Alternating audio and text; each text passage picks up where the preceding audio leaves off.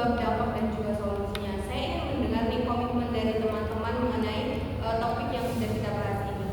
Kira-kira komitmen yang akan saya itu di mana pemerintah dan relawan untuk meningkatkan kualitas fasilitas pengungsian dan juga untuk bisa beradaptasi dan menjaga pola hidup yang sehat, dan komitmen masyarakat dan juga untuk akan membantu pemulihan kepada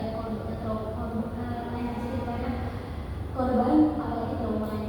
Oke, baik, terima kasih kepada Kak Stefani. Semoga kita bukan hanya menyampaikan komitmen ini saja ya, tapi benar-benar bisa melaksanakannya. Nah, kita kan sudah tadi sudah membahas mengenai topiknya secara tuntas. Kira-kira untuk menyimpulkannya saya perlu mendengarkan BMB 3 nih dari teman-teman.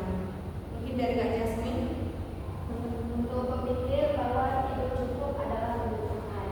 Merasa itu lebih tenang jika bisa beristirahat. Bersikap sabar menyesuaikan kondisi. Bertindak itu mencari cara agar bisa tidur lebih nyaman dan bertanggung jawab menjaga suasana tenda kondusif. Baik, terima kasih atas BMB 3 yang sudah dilakukan oleh Kak Jasmine ya. Nah, kita kan sudah sampai di penghujung acara kita nih, tidak